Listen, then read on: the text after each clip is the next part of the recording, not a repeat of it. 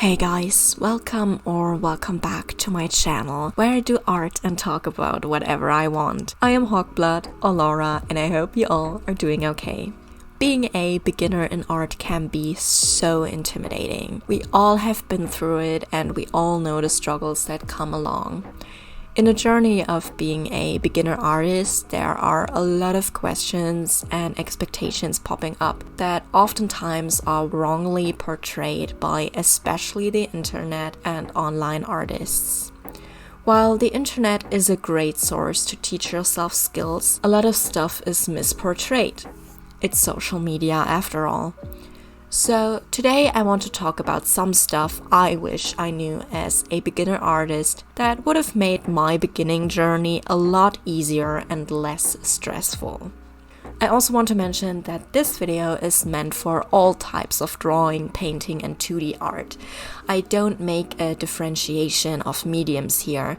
This is meant to be a video for everybody. I also want to make 2 more videos about things I wish I knew as a beginner watercolor artist and things I wish I knew as a beginner in digital art. So if you're interested in one of them, stay tuned and consider subscribing. But enough babbling, let's get into the topic. The first thing that I wish I realized sooner is this whole topic and discussion around art style. Let's make it short and easy. You don't need to fixate on one consistent art style. You can have more than one art style or medium you're good at. You don't need to limit yourself to one defined art style. If you like both traditional and digital art, then do both. Want to try acrylics even though you only worked with pencil before? Follow that impulse and create a whole new area and style to explore for yourself. You never have to stick to one thing. Look at me, I am the best example of multiple art styles for different mediums. You're looking at me doing a heavily stylized character portrait digitally, but I also do realistic, overly detailed, surreal acrylic paintings. My watercolor portraits are entirely different from my abstract ink works. They're all different styles of art, but they all are my work. If I want to explore a style, I just do it.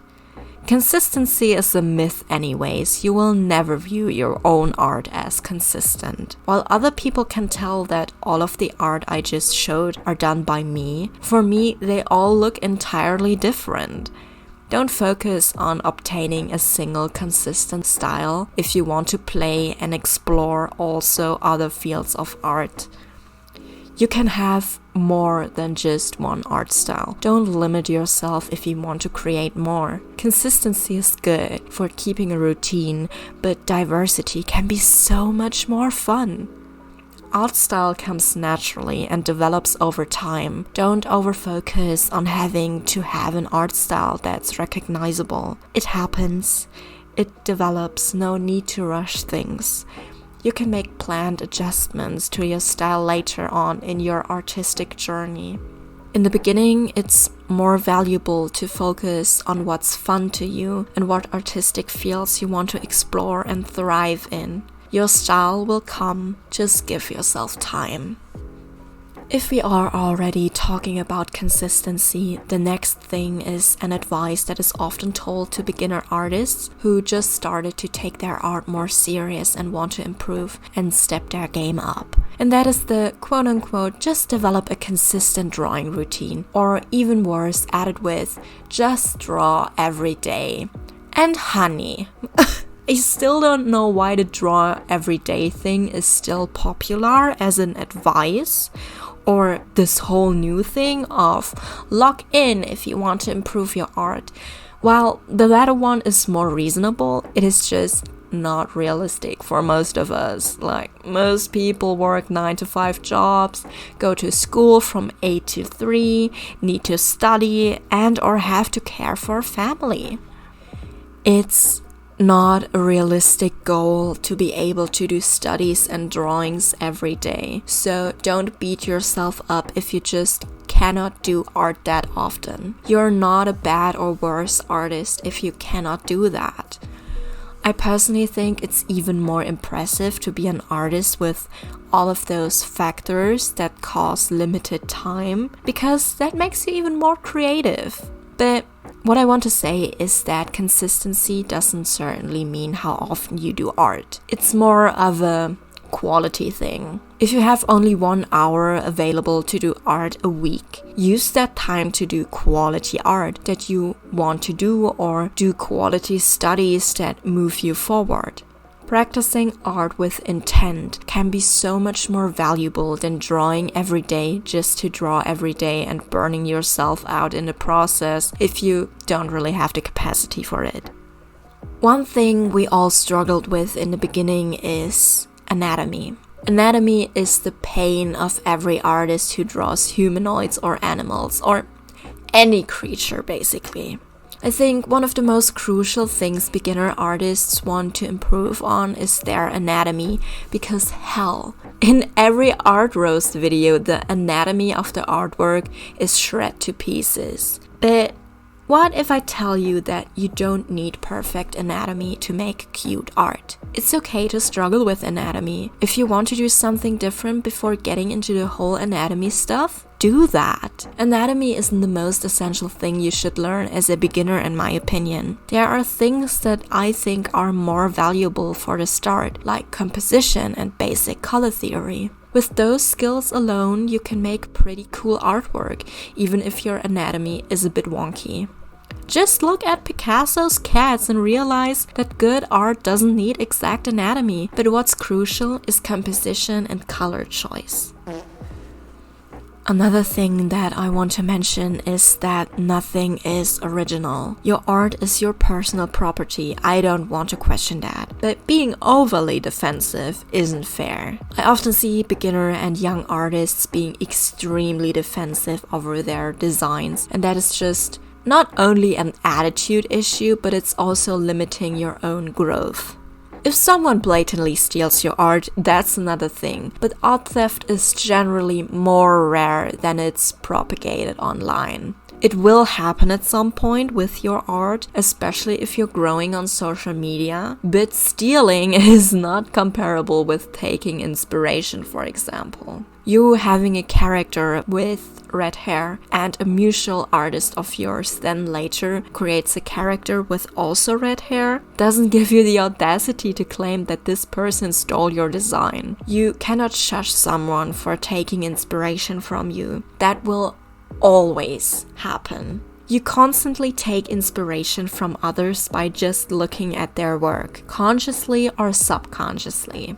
If you look at a piece you enjoy, you subconsciously take inspiration from it, so you cannot blame others for doing the same with your work. Even so, you can never tell if someone truly got inspired by your work, or if they just got inspired by someone with a similar idea or style. In the end, we need to realize that nothing is original, and our creations basically are mosaics of all the styles and ideas we admire from other artists. So please just stop being overly defensive and aggressive towards people having similar styles or concepts as you. Knowing that, you can develop a much more liberated view on art and the way you process others' art. It's okay to be inspired by others and steal ideas as long as you turn them into your own project. That is totally fine as long as you still respect copyright laws and general artist etiquette. The whole don't steal art thing is portrayed harsher than it is in reality. You can take inspiration from others, but don't blatantly copy works and recreate them claiming they're yours. Closely linked to that is an advice I wish I followed sooner, and that is that you shouldn't use someone else's artwork as the only reference for a piece you want to create. As stated in my previous point, taking inspiration is fine, but never copy someone else's piece one-to-one. I used to do that in the sense of using other people's art as a pose or anatomy reference, and that is just, sorry to say it, but it is stupid. It is absolutely stupid. Not only is taking someone else's artwork and slapping your character onto it a bit weird, but by copying someone else's anatomy in their artwork, you might adapt their mistakes. And that is not something you really want to unlearn. Trust me, I've been there. The best way to get especially references for anatomy is taking them by yourself, even though it feels embarrassing at first. You can use Pinterest or other platforms that are specifically made to provide references for artists, but just don't use someone's drawing as your only reference. When doing that, the lines between being inspired and just blatant tracing or theft are very thin, and that's not a drama worth getting into when being caught, especially as a young artist on the internet.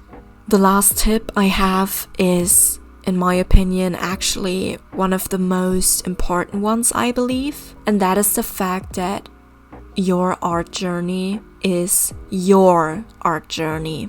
The way you get into art and learn is your own unique experience. You can't do whatever you want in your personal way, how to approach the whole topic of art. That's the beautiful thing about art as a whole field. There are no rules. You don't have to follow anything if you don't want to. Yes, there are basic rules in art, but no one will stop you from not following those rules. Some of the greatest artists and artistic works actually spawned by not following the general artistic rules given in quote-unquote classic art. So, who's stopping you? Have fun. Art is self-expression, so be free and enjoy yourself. Do what feels good for you and follow the path you want to take. You are limitless in your art. You can create your own personal world in your artwork. So why would you want to limit yourself with rules or things you need to learn as a beginner artist? It's your journey.